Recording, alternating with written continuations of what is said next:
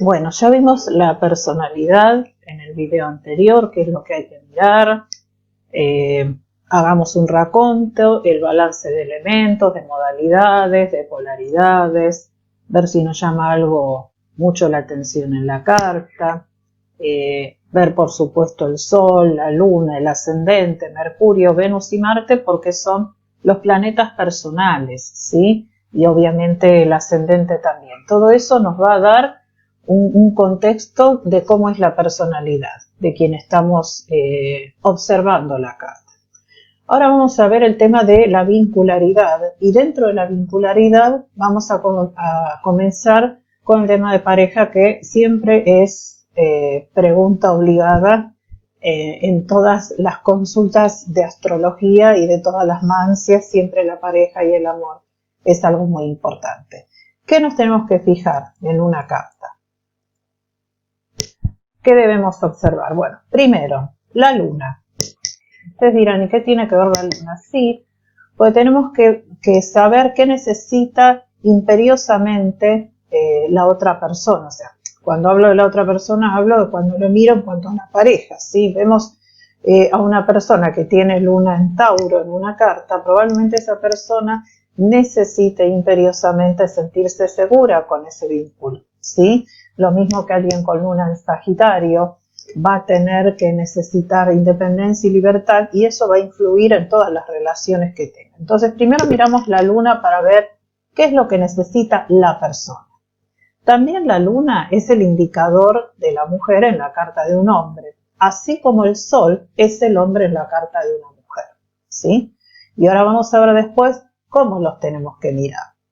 También, si tengo el sol y la luna aspectados entre sí, me va a hablar de cómo veo la pareja de mis padres, ¿sí? A veces no tienen aspectos, pero cuando tienen aspectos sobre todo conflictivos, de cuadratura o de oposición, evidentemente a esa pareja de padres la percibí como en conflicto o con mucha diferencia entre uno y otro, o sea, ambos muy distintos, y eso me puede traer también sus consecuencias a la hora de encontrar una pareja, porque no tengo una percepción como de equilibrio entre los dos. Otra de las cosas que voy a mirar, obviamente, sabemos que representa el sentimiento, la atracción. Nosotros ya vimos este planeta que describe cómo desearíamos que nos amaran, cómo amamos, ¿sí? Y en la carta de un hombre, Venus, recuerden que representa la imagen ideal de una mujer, ¿sí? Aparte de la luna. También debemos ver la casa 7, porque es el sector de la pareja, el sector de las relaciones de tú y yo, los planetas que la ocupan, el signo de su cúspide, su regente, ¿sí? Los planetas en 7, así como el signo que está en la cúspide, indican las características de las personas que se me van a acercar en la vida, ¿sí? Así como todas esas cosas de mi personalidad que yo deseo expresar, pero no puedo, y lo hago a través del otro. Entonces, ¿qué quiere decir? En la casa 7 va a estar la gente que realmente yo atraigo, no la que deseo atraer por ahí. Por ahí lo que tengo en casa 7 no es lo mismo que dice mi Venus, ni lo que está necesitando mi luna, pero es lo que atraigo por complemento, y ahí es donde ejerzo también el mecanismo de proyección. O sea, yo proyecto en el otro las cosas que no puedo ver en mí. También miramos la casa 5. ¿Por qué? Porque acá están los primeros encuentros amorosos y el disfrute, los amores más libres, los noviazgos. Tiene que ver con esos primeros encuentros también. Es una casa que también tiene que ver mucho con disfrutar, con las cuestiones del corazón, pero mucho más light, ¿sí? La pareja estable está en la casa 7. La casa 8 y el planeta Marte van a representar la atracción sexual y cómo vivo también la pasión, aparte, bueno, todo el tema de la sexualidad. Tengo que mirar ambas cosas, Marte y la casa 8. Y el ascendente, su regente y los planetas en casa 1 me van a hablar de mi carácter, que obviamente que influye mucho en un vínculo. Si yo soy una persona que tengo serios problemas de salida al mundo desde el ascendente, que soy muy dominante, que soy muy impredecible, eso obviamente va a repercutir en mis vínculos, entonces me tengo que fijar. Bueno, acá algunos datos, ¿sí? Algunas cartas son más resistentes al matrimonio que otras, a la relación estable. Por ejemplo, los signos fuertes como Aries, Géminis, Sagitario y Acuario son más autosuficientes y libres, ¿sí? Que por ejemplo Cáncer, Tauro, Escorpio, son como personas que desean relaciones más estables. Lo mismo, por ejemplo, alguien con Libra predominante es muy raro que esté solo, porque siempre va a buscar la vincularidad. Algo que genera muchos matrimonios es Sagitario en la cúspide de la casa 7 o Júpiter en la séptima casa, ¿sí? Habla como de una visión mucho más optimista, de disfrutar de las relaciones. Por eso hay una mayor predisposición a establecer parejas. Lo opuesto sucede cuando, por ejemplo, está Capricornio o Saturno, o Capricornio rigiendo la casa 7 o Saturno en 7, porque ahí las personas son más cautelosas y tienen más miedo a vincularse. Algunos ascendentes son más fáciles de llevar, por ejemplo, para relacionarse con respecto al género. Por ejemplo, un ascendente Cáncer que tiene en Capricornio en la 7 es más llevadero para las mujeres que para los hombres, ¿sí? Mientras que Aries, el ascendente, es más cómodo para un hombre. Pero eso, bueno, depende mucho de cada persona, ¿sí?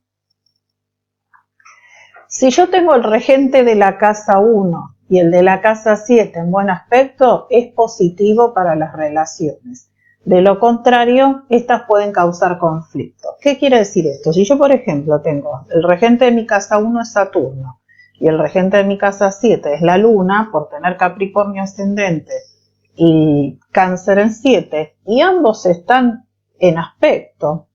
Yo tengo Luna, Trígono, Saturno. Eso quiere decir que tengo una buena promesa de pareja. Mientras que aquellos que tengan estos regentes en cuadratura o en oposición, las relaciones tenderán a ser más conflictivas. Lo mismo que si están en aspectos Venus y Marte, que son los regentes naturales de estas casas, ¿sí? Si están en buen aspecto se considera lo mismo que en el punto anterior. Y si están en mal aspecto, también es negativo.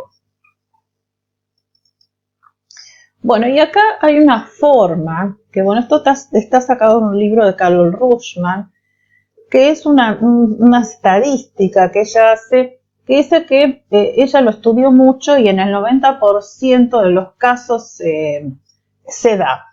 ¿Esto qué quiere decir? Por ejemplo, en la carta de una mujer, la carta de una mujer hay que mirar los aspectos del Sol, todos los aspectos del Sol para saber qué tipo de hombre va a traer. Y lo mismo la Luna para el hombre, ¿sí? Entonces, todos los aspectos van a hablar de las personas que va a atraer a su vida. Por ejemplo, si tiene un Sol en cuadratura con Marte, atraerá personas con características arianas. A veces son arianos o a veces tienen Aries ascendente, Luna en Aries, Marte conjunto al ascendente o al medio cielo, ¿sí? Ahora, esta astróloga dice que los aspectos aplicativos al Sol me hablan de los posibles matrimonios que puedo tener. Se usan solamente los aspectos principales como conjunción, cuadratura, oposición, trígono y sextil. No considera el quincuncio. La Luna es el planeta más rápido, puede aplicar al Sol, también puede significar matrimonio. Y los aspectos aplicativos de Mercurio y Venus, ¿sí? Frecuentemente no son matrimonios, sino son alianzas cercanas o parejas que pueden ser importantes sin llegar a un vínculo más serio. Después el Sol forma aspectos aplicativos con todos estos planetas, ¿sí? Marte, Júpiter, Saturno, Urano, Neptuno y Plutón. La autora no considera a Quirón, pero bueno, yo antes que nada les voy a decir, por ejemplo, en mi caso personal, yo tengo 2 matrimonios, uno es con Mercurio, que ella por ahí lo da como que no, y el otro es un quincuncio con Júpiter, exacto, que también fue un matrimonio, es un quincuncio aplicativo y ella no lo contempla, así que hay excepciones a esta regla, por eso yo lo enseño, pero no es que se dé en el 100% de los casos. Aparte, el tema de los matrimonios tiene que ver mucho también con la decisión de cada uno, porque uno puede tener, es una potencialidad, ¿sí? Puede tener ofertas de matrimonio y no aceptarlas, ¿sí? O elegir quedarse solo, por ejemplo. El ejemplo que damos, bueno, es Jacqueline Onassis, que fue la Jacqueline Kennedy, la mujer del presidente Kennedy, tan conocida, ¿sí? Esta es su carta. Ella tenía 3 aspectos aplicativos, uno con Mercurio, fíjense, Mercurio está antes de llegar, está llegando al Sol, o sea, está aplicando al Sol. Después tiene un sextil aplicativo con Júpiter, porque Júpiter está a 9, es el más lento, y el Sol está a 5. Y después tiene un trígono con Urano a 11, que Urano es el más lento, 11, el Sol a 5. Son 3 aspectos. Ella se casó 2 veces oficialmente con John Kennedy, ¿sí? John Kennedy, que creo que era geminiano, ¿sí? Y acá tiene Sol cuadratura Júpiter, y después se casó con Onassis, no me acuerdo la carta de Onassis, pero bueno, este sería el Sol trígono Urano. Y después, al final de su vida, ella tuvo una pareja sin casarse con un financista, ¿sí? Que se llamaba Templeton, si mal no recuerdo, que por ahí más intelectual, más cercano a ella en sus intereses intelectuales, y eso podría simbolizar el Mercurio. En el caso de ella se cumplió, no siempre es así, ¿sí? Pero bueno, les muestro como un ejemplo. También hay una parte, ella dice, que no solamente es los aspectos aplicativos que presenta el Sol en la grilla, digamos, sino también ella hace caminar después los grados que le faltan al Sol para terminar el signo, y si forma aspecto con otros planetas, eso también es un posible matrimonio. O sea, yo tendría que ver del grado 5 al 29 si hay algún otro aspecto mayor, ¿sí? Por ejemplo, un trígono o un sextil, ¿sí? Acá ya forma, ¿sí? Pero en realidad, por ejemplo, ella está la luna a 26, ¿sí? Si yo hago caminar el Sol antes de dejar Leo hasta el grado 26, forma un trígono con la luna también. Eso podría haber sido otra oferta de matrimonio que tuvo, ¿sí? O sea, ella hace caminar el Sol hasta que termina el signo, hasta el grado 29, y se fija si hay algún planeta, acá también tiene a Saturno en el grado 24, también pueden ser, y esas pueden ser ofertas de matrimonio también, aparte de los aspectos que ya tienen señalados en la grilla, ¿sí? Pero bueno, son todas cosas para investigar. El tema de los aforismos en las relaciones tienen que ver con ciertos datos estadísticos que surgen de estudiar distintas cartas, y los autores que han estudiado muchísimas cartas sacan algunas conclusiones justamente observando, ¿sí? Entonces acá hay algunos aforismos o aseveraciones que tienen que ver con estas estadísticas. No quiere decir que se den en el 100% de los casos, son tendencias. Por ejemplo, las personas que tienen matrimonio o unión difícil pueden ser las que tengan Saturno en Escorpio o el Sol y la Luna mal aspectados por Saturno. El Sol o la Luna en Capricornio afligidos, sobre todo por Saturno. El Sol y la Luna cuadrados o opuestos, o sea, en cuadratura u oposición, sobre todo en las casas 1, 2, 3, 7, 8 o 9. Y simultáneamente Saturno afligido por uno de los dos, ¿sí? Venus y Luna en signos que se les llama estériles, que son Géminis, Leo y Virgo, y aspectados por Saturno, ¿sí? Después, las relaciones secretas o clandestinas son bastante típicas de un Venus en casa 12 o en Piscis. Amor libre, me resulta muy divertido esto, relaciones ilícitas, o sea, digamos más liberales, ¿sí? Venus en Acuario o aspectado por Urano, o un Urano en casa 5.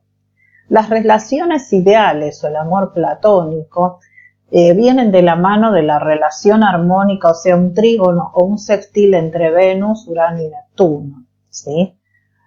Acá decía, bueno, esto es de un autor del año del Hopo, ¿no? Que decía relaciones con personas de rango inferior, me parece un horror. Venus en casa 6 son Virgo.